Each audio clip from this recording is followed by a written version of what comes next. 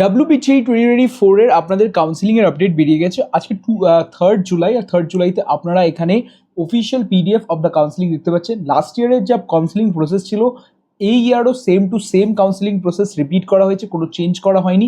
এটা খুবই একটা ভালো কথা। ওভারঅল মপ আপ রাউন্ডেও সেম আছে, 1000 টাকায় আপনি রেজিস্টার করতে পারবেন।